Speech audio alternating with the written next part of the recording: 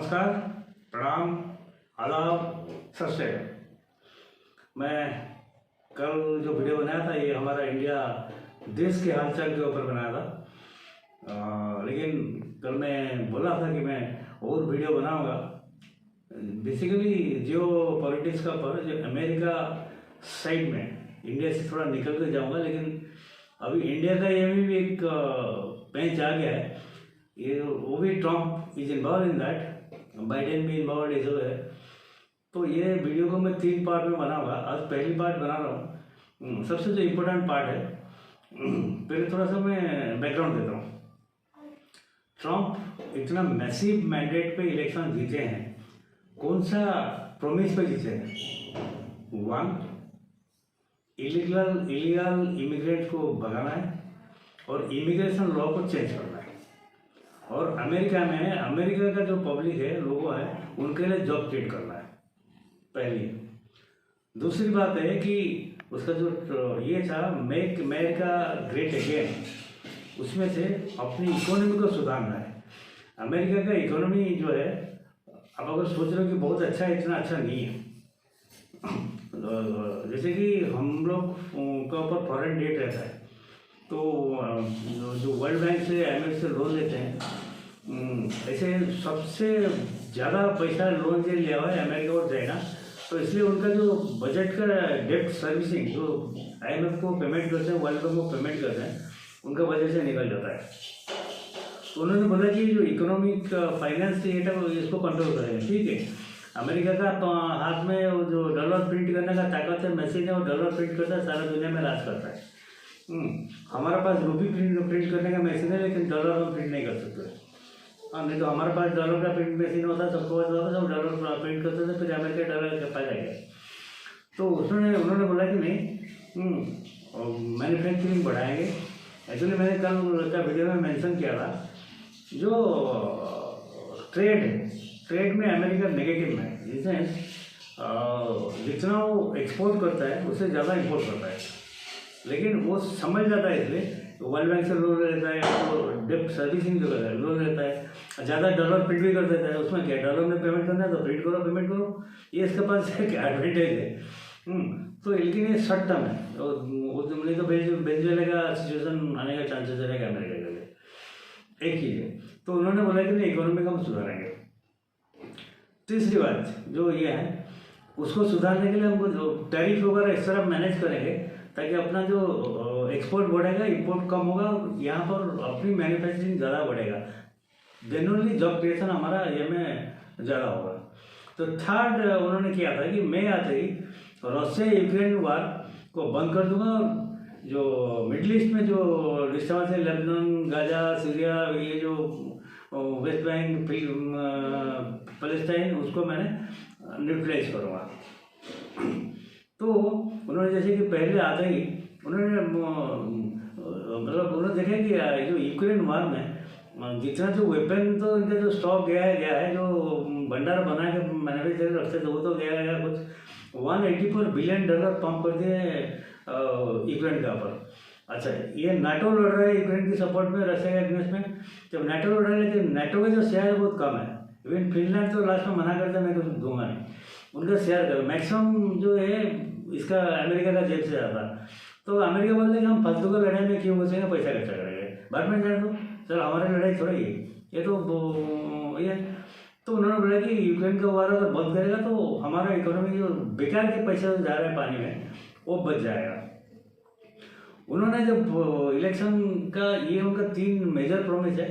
बाकी चीज़ मैं जब उस स्टेज में आपको डिस्कस करूँगा। अभी लेट्स अमेरिका का जैसे जो प्रेसिडेंट बनते ही उन्होंने किया है डिपार्टमेंट ऑफ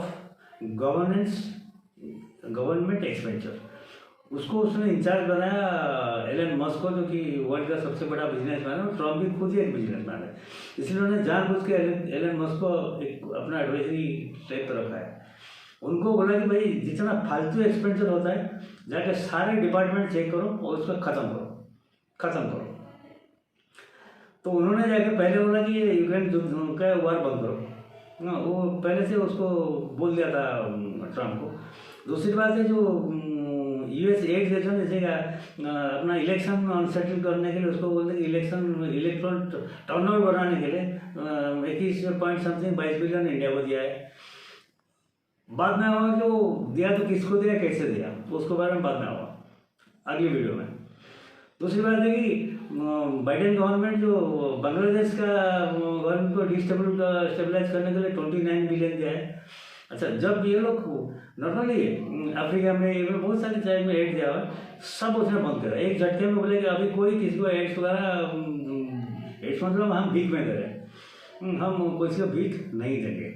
लेकिन प्रैक्टिकल क्या होता है ना, जब एड्स देते हैं वो जानबूझ के उस जिसको देते हैं मतलब उसको अपनी बच्चों से बनाने के लिए मतलब कि भाई तुमको पैसा दिया तो तुम हमारा पाँव चढ़ो, हम जो बोलेंगे वही accordingly run the policy under, ये एक।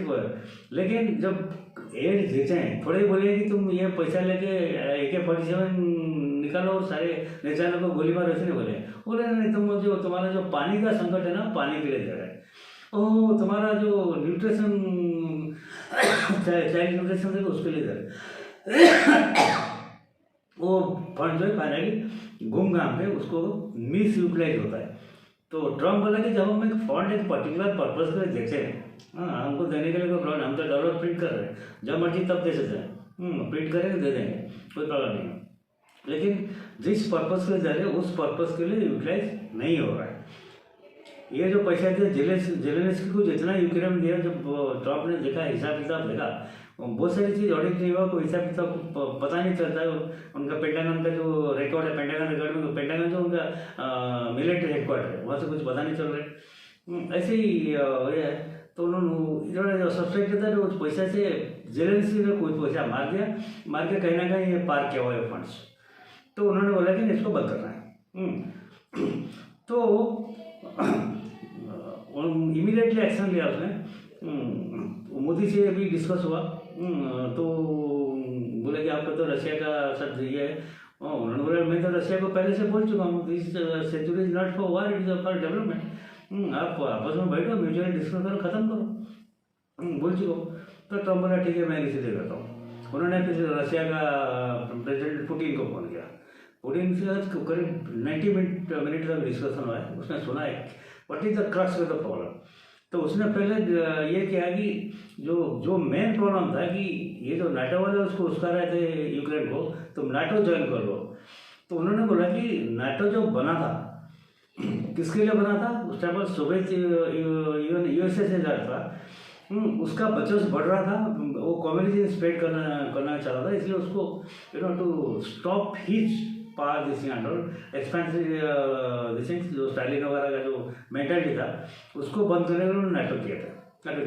जब 1991 में सोवियत टूट गया उसके बाद नाटो का कोई खास जरूरत नहीं है, लेकिन एक संगठन बना के रखें अपनी दबदबा दादागिरी करने के लिए चलता रहे।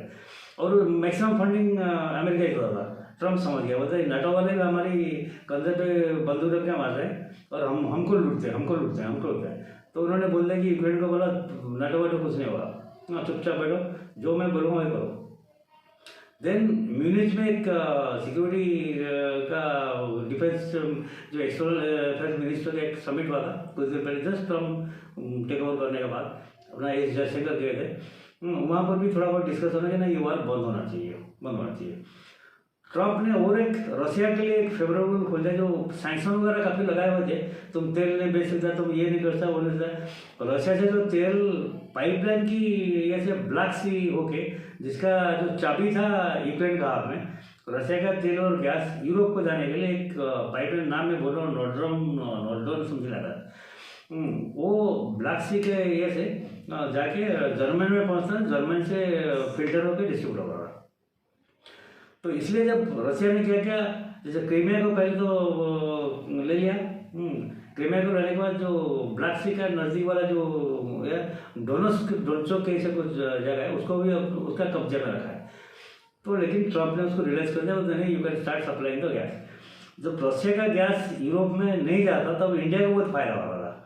हम लोग वही सैंक्शन तो अमेरिका ने लगाया है, लेकिन हमने बोला नहीं हमको तो हमारे लिए तो हम लेके रशिया से सस्ता पड़ रहा है। तो बाइडेन कुछ बोल नहीं सका, वो लेके हम यूरोप यूनियन जो यूरोप का लोग है वो तो डायरेक्ट रशिया से लेने से सैंक्शन तो लगा है, तो इंडिया वाले रशिया से लेते थे, उसको रिफाइन करते थे, रिफाइन करके वही तेल को वो यूरोप में बेच देते।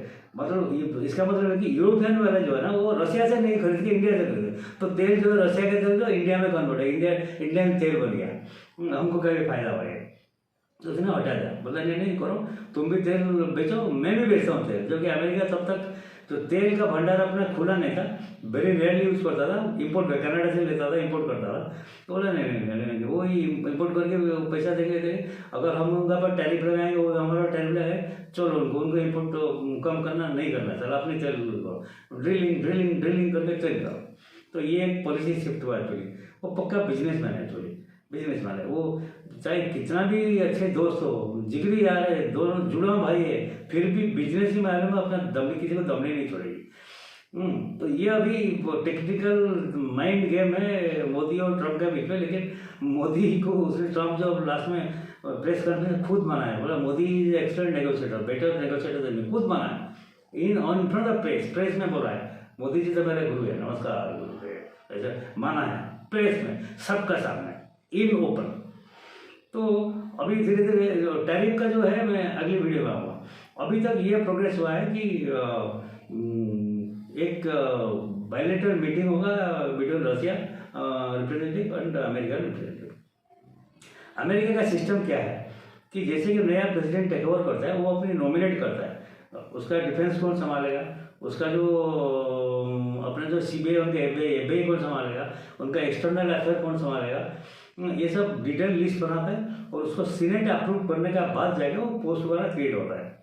तो अभी भी उनका जो मेजर जो पोस्ट जैसे कि तुलसी गबार्ड सेक्रेटरी एक्सटर्नल ये में बन गए, मतलब फॉरेन सेक्रेटरी का लेवल में बन गए, वाइस प्रेसिडेंट जेडी वैंस बन गए, और अभी कल काश पटेल उनका भी सीनेट अप्रूव कर दिया, जो डायरेक्टर ऑफ एफबीआई, उनका नेशनल सिक्योरिटी एडवाइजर जो जैसे अजीत डोवल का रैंक का वो अपॉइंटमेंट हो गया। धीरे धीरे 15 किलो और भी काफ़ी बाकी है अपॉइंटमेंट, जैसे कि उनका जुडिशरी रिफॉर्म वो कर रहे हैं, पूरा रिवैम्प कर रहे हैं। पहले तो जो जुडिशरी में उनका जो लॉ था बाइडेन ने बनाया था, अगर किसी अमेरिकन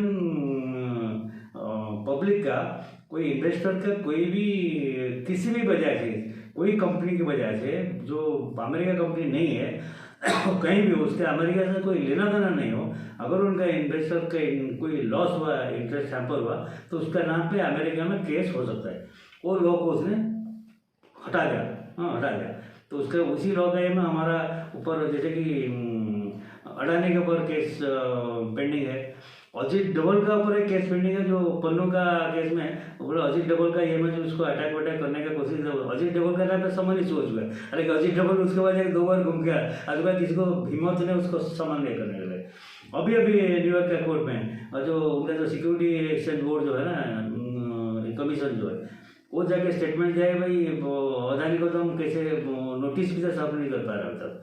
तो ये भी शायद अनदर 1 मंथ वो सब केस में सब टोटल रूल बदल जाएगा। तो अभी ये जो मिनट्स के मीटिंग का बाद अभी 2 दिन पहले जिद्दा में मीटिंग हुआ, सऊदी में जिद्दा में, उसमें तुलसी गबार्ड थे, उनका जो नेशनल सिक्योरिटी एडवाइजर थे, और अमेरिका की तरफ से भी उनका जो पुतिन का जो एडवाइजर जो very close to Putin and उनका जो एक्सटर्नल अफेयर जो देखते हैं वो लगा है। काफ़ी डिस्कशन हुआ, डिस्कशन में क्या डिस्कस निकाला वो अभी कोई डिटेल डिस्कशन नहीं हुआ, क्योंकि ये पहली बार ये है, आगे बढ़ेंगे। इसमें क्या है ना तो जेलेंस्की को यूक्रेन की रिप्रेजेंटेटिव को बुलाएगा, ना ईयू का रिप्रेजेंटेटिव किसको बुलाएगा, क्यों ना लड़ाई तो सब मिल कर लड़ रहे थे। ये तो ट्रम्प मन में नहीं कर रहे हैं, वो डायरेक्ट 1-to-1 बात कर रहा है, और उसने जेलेंस्की को खुला धमकी दे दिया है, पता चला तुम अगर हमारा एग्रीमेंट नहीं करोगे, तो रशिया का सुलह नहीं करोगे, हमारा बात नहीं मानोगे, तो हम तुमको ही टीवी में जो करते थे नौकरी जोकरगिरी करते थे, और तुम फिर से टीवी एक्ट्रेस बन जाओगे, you are not worse for a president of country. तो जेलेंस्की बोल रहे हैं कि मेरे को मेरा जो डिफेंस के लिए मेरा को सिक्योरिटी है, तो ईयू को बोलिए आप 1 लाख करीब भेज देंगे मेरा बॉर्डर संभालने के लिए। अच्छा, ईयू वाले बोलते हैं हमने इतना लड़ाई लड़ी, हमने भी इतना खर्चा किया है कि अगर ये हो जाएगा तो ये हम विदाउट हमारा और यूक्रेन का पार्टिसिपेशन में हम कोई समझौता नहीं मानेंगे। अभी रसिया क्या कर, रसिया ने 15 to 18% टेरिटरी यूक्रेन का जबरदस्ती कब्जा कर रखा है, लेकिन वो कब्जा वाला एरिया इसका भी इनका जस्टिफिकेशन है। इतना कब्जा किया और बाकी आगे क्यों नहीं कर पाया, कि क्यों नहीं किया, क्योंकि ये जो कब्जा जो एरिया किया उसमें पहले उसने क्लेम करा था ये एरिया में जो 100 आदमी है उसमें से 80 आदमी रशियन लैंग्वेज बोलते हैं, रशियन कल्चर फॉलो करते हैं, ताकि 10% जो यूक्रेन में है, इसलिए उनको लोकल सपोर्ट मिल रहा है, इसलिए वो सस्टेन कर रहे हैं। तो उन्होंने बोला कि जब जो पर्टिकुलर एरिया जो आपका जुरिडिक्शन में है लेकिन वहाँ पर जो लोग रशियन है तो वो एरिया हमको मिलना चाहिए, रशिया का कंडीशन यही है। तो ये ट्रम्प समझता है और उसी लाइन में कुछ आगे बढ़ रहा है, गिव एंड टेक में हो जाएगा। और जेलेंस्की के हाथ में कुछ है ही नहीं, जब ट्रम्प ने उसका पैसा वैसा बंद कर दिया तो वो क्या करेगा। हाँ, जितना पैसा ये जो 2-2.5 साल में बहुत पैसा मारा है उसने, बहुत पैसा मारा है। कहीं कोई स्विच बैग वगैरह कहीं छुपा के रखा होगा, वो भाग जाएगा, फिर वो टीवी सीरियल और फिल्म वगैरह प्रोड्यूस करे, हॉलीवुड में घुस जाएगा। ये नहीं, क्योंकि बेसिकली वो एक्टर है और नाइस कॉमेडियन एक्टर है। हाँ, तो घुस जाएगा। तो अभी तक यहीं तक गया है, आगे 2-3 महीना में पता चल जाएगा और ये बंद हो जाएगा। और जो वर्ल्ड पावर चाइना की भी कंडीशन अच्छा नहीं है, उसका जो शी जिनपिंग वो बेचारा बीमार पड़ा है, कब मरेगा पता नहीं। कोविड के बाद तो चाइना का इकोनॉमी एकदम पूरा बजा हुआ है। हाँ, ओनली 3%, 3.5% ग्रोथ रेट उसका बजा हुआ है। तो चाइना को अभी ट्रम्प का ये है कि चाइना को नंबर 2 उसका जो थ्रेट उससे हटाना है, रशिया को साइड में लेना है। रशिया साइड में आने के बाद चाइना अकेला हो जाएगा, तो इंडिया का ऑलरेडी ट्रम्प का साथ में है, तो चाइना को पूरा दबा के ख़त्म करना है। और नेक्स्ट एमर्जिंग ग्लोबल पावर जो है उसका दिमाग में मोदी, बाइडेन एंड पुतिन, ये तीनों एक नया वर्ल्ड ऑर्डर बनाएंगे और सब उसको फॉलो करेगा। That is in Trump's mind. लेकिन उसके बाद समय बहुत कम है, 4 साल अभी 2 महीने तो हो चुका है, देखते हैं आगे क्या होता है। ये ट्रम्प का पार्ट 1 है, पार्ट 2, पार्ट 3 और 3 ये मैं वीडियो करूँगा। आज पार्ट 1 कर लिया, फिर पार्ट 2 के लिए आपको मुझे मंडे तक इंतजार करना पड़ेगा, क्योंकि मेरा जो कैमरा मेरा जो ये करते हैं, कल संडे है, कल आएंगे नहीं, तो मंडे को बोले कि वो आज ही नहीं करने के लिए एग्री थे, बताने मैं जा रहा हूँ, मंडे को करेंगे, मतलब आज एक तो मार्केट जाओ और मंडे को और एक करेंगे, और ट्यूसडे और वेडनेसडे तक मैं जो ट्रम्प का जो ये इशू उसको मैं वाइंड अप करूँगा। फिर मैं थोड़ा आएंगे, कटार आया था और कौन सा गलवदीन समथिंग लाइक दैट, जो किंग मोदी का दोस्त, हाँ, उसका बारे में एक सेपरेट वीडियो भी करूँगा मैं। Actually I am interested to make a video on that topic also. So finally I am closing my video. नमस्कार, प्रणाम, जय हिंद और वंदे मातरम।